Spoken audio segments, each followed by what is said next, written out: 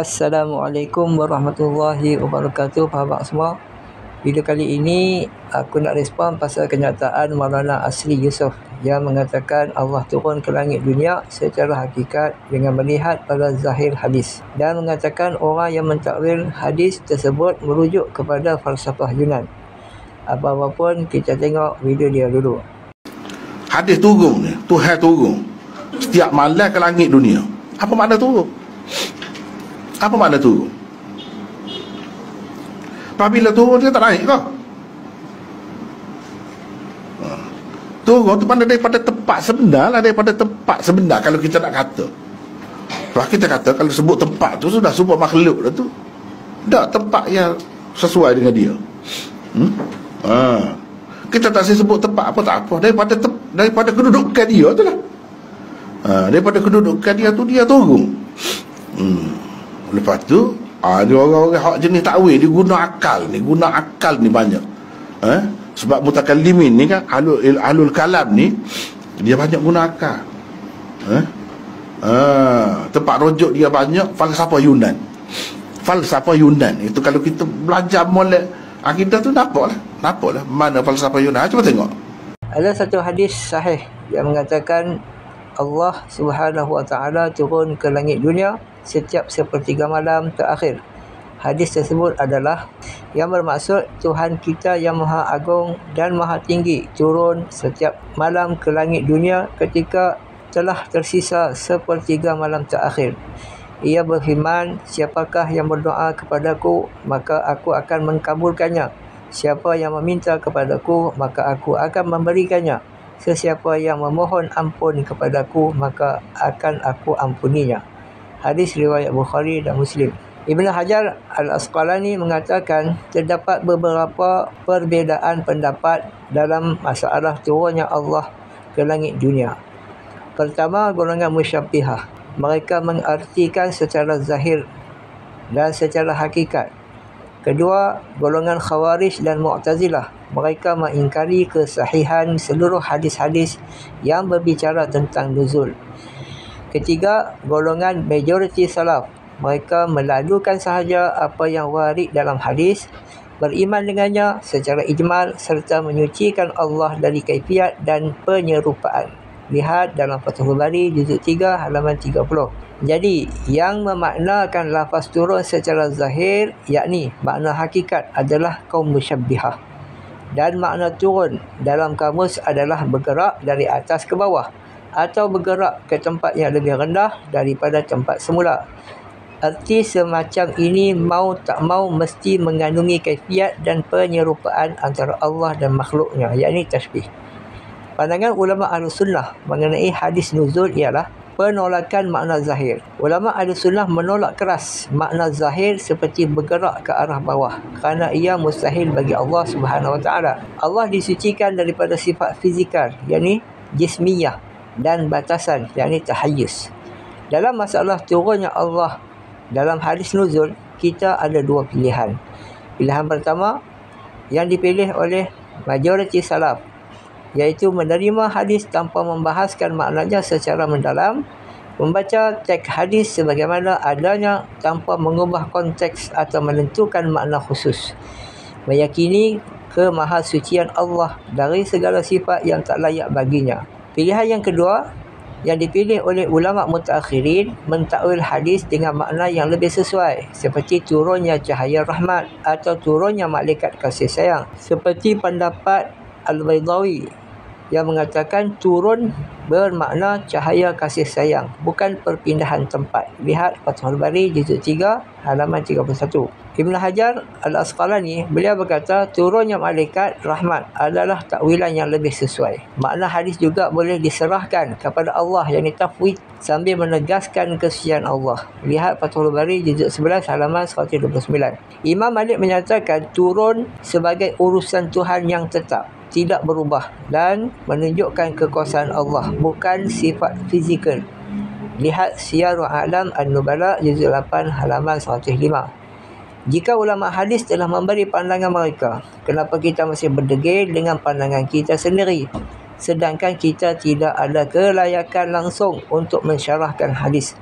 Kena terima hakikat. kita tidak ada kelayakan. Dahlah tak layak mensyarahkan hadis tersebut dengan disiplin ilmu. Diajak pula orang supaya tidak menggunakan akal, sedangkan Al-Quran menyuruh kita menggunakan akal, dan Al-Quran juga menceritakan bahawa antara sebab musabab manusia masuk ke neraka kerana tidak menggunakan akal.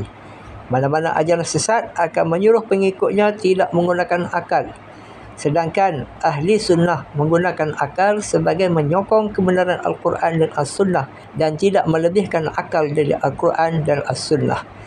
Kemudian Maulana kata Aswaja banyak merujuk kepada falsafah Yunani. Ini satu tuduhan yang masyhur dari lebih-lebih Wahabi, lebih-lebih perlis Salafius.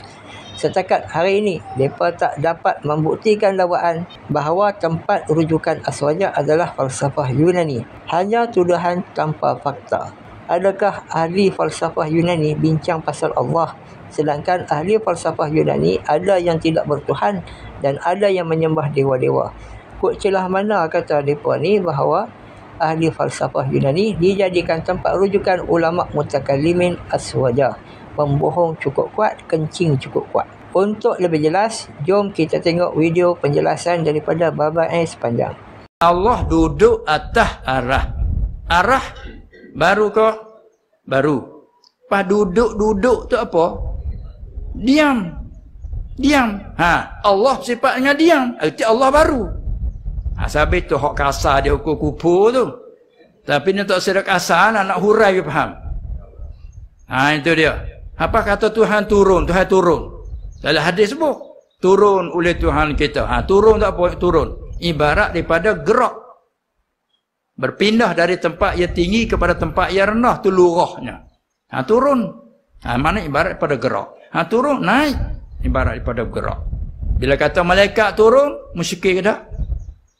Tanazzalul malaikatu waruh. Turun oleh segala malaikat. Tak ada musyrik apa lah malaikat turun. Sebab malaikat baru. Malaikat naik. Tak ada musyrik. Bila isnad turun kepada Tuhan, turun makna sana kita faham lah lurah. Kita mengaji bahasa dulu. Turun ibarat daripada gerak. Dari tempat yang tinggi kepada yang rendah. Bila bergerak dari tempat yang rendah ke atas, panggil apa? Naik. Bila bergerak dari tempat yang jauh kepada hampir, panggil apa? Panggil apa? Bukan lagi tu. Bergerak dari tempat yang jauh ke tempat yang hampir, panggil apa? Nak dekat hampir tu lah ya, hampir.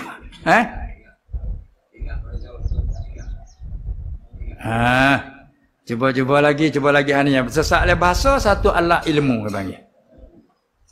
Panggil apa tu? Masalah tak? Mari datang. Tu makna dia. Berpindah sepanjang duduk situ. Kalau duduk diam situ tak panggil mari tak. Bangun daripada situ bergerak dari tempat yang jauh kepada tempat yang dekat. Tu panggil mari datang. Akahnya bergerak dari tempat yang hampir kepada tempat yang jauh, panggil pergi. Ibarat daripada gerak daripada tempat yang hampir kepada tempat yang jauh, panggil pergi. Bergerak daripada tempat yang jauh pada tempat yang dekat hampir, panggil mari ataupun datang. Itulah bahasa dia. Maka ini sifat apa ni? Klik pada gerak diam. Gerak diam sifat baru. Bila sifat baru, tiap-tiap barang yang bersifat dengan yang baru, maka barang itu pun baru. Natijahnya baru. Tak sunyi pada gerak diam. Apabila kata duduk, ibarat Tuhan duduk. Gerak ke diam kan panggil? Diam. Bila diam tu sifat baru. Mustahil ala Allah. Sabit tu ulama ahli sunnah yang katakan az-zahir laisa bimurah. Tu. Ittifaq, tak ada khilaf. Semua ahli sunnah sama ada panggil salafan, khalafan, ittifaq, tak ada khilaf. Az-zahir laisa bimurah. Tu dia. Sabit itulah. Lain pada tu apa makna murah, barulah khilaf. Salah, diam. Allah lah yang tahu murah. Tapi hak zahir bukan murah. Pak kita dah main Tuhan duduk. Ada setengah ibarat Tuhan silal ni. Ayatnya ibarat. Orang faham ni ke Lepas tu kita tambah pula. Boleh kau yang ada tak tepat? Tu lagi berat dah kita. Keluar dah. Sabit tu setengah-setengah pada setengah tu dia ada setengah hukum kupu orang etikak Tuhan tu duduk atas rah. Ada tu. Dia hukum tu hak kasar dia pakai tak ada tafsir dah. Maka saya kiranya kita tafsirkan hak balik yang kata Tuhan duduk atas rah, kata kita pun bukan dia murak duduk macam ni dak. Dengan dalil tengok dia kata bukan jirim bukan jisim dia tu. Lah itu dia kata. Tengok tu. Ya Tuhan ni kita. Anu bukan kita anu Tuhan. Bukan jirim, bukan jisim, jisim ni kita. Tapi Tuhan tu duduk lagu dia. Itu duduk lagu dia. Walha ni bahasa ni sebahak betul lurah ni. Sebab dalam Quran tak ada kata duduk. Dalam Quran kata istawa. Iyo, Tuhan tak ada kata lah tu. Tuhan tak ada kata, Tuhan kata istawa. Pagi dak sana kata Tuhan kata, ni tempat berat ni. Tuhan mana Tuhan kata duduk tahra? Baca situ baca duduk itu kan? Kemudian duduk. Ada lah Quran. Summastawa 'alal 'arsy. Duk saling Melayu tu kena pergi ke Arab dululah. Moga Melayu duduk ni. Kita nak saling ke Melayu ni. Hak Arab kata kan no. Quran bahasa Arab dia kata istawa 'alal 'arsy. Apa istawa kita nak berbuat artinya, hana artinya tu kena tengok dulu tafsir dia. Arab sama Arab tu. Arab itu tafsir mana? Asal pada lurah bila kata istawa 'alal 'arsy, satu makna dianya istaqarra 'ala. Satu baru saling Melayu duduk tetap atas arah.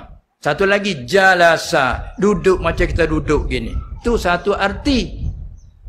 Hak Arab dia tu. Faham makna tu ia kata. Tu kata laisa bimurra. Gitu lah. Apa tu ada satu lagi makna dia apa? Irtafa'a. Tertinggi. Dengan makna tertinggi. Ala. Artinya tertinggi. Maha tinggi. Maha tinggi tak ada masalah. Bila tak maha tinggi, kita mengaji pula tinggi. Tinggi berapa artinya? Tinggi makna jihad. Tinggi makna pangkat kemuliaan. Supaya kata orang ni mengaji tinggi. Tinggi apa? Tinggi ilmu. Bukan tinggi tempat. Sebab terkadang mengaji pekat bawah tak seminya mengaji. Bukan kata pekat 3 lapis tak. Mengaji lapis bawah. Tapi pengajian tu tinggi. Tinggi ilmu. Tinggi pengajian. Bukan tinggi tempat. Kita buat belaziman. Bila sebut tinggi, tepat semata. Ukuran tu orang panggil masalah. Ukuran tu makhluk dah tu. Ukuran dia panggil masafah. Miqdar dia panggil. Itu sifat baru. Tinggi ukuran sifat baru.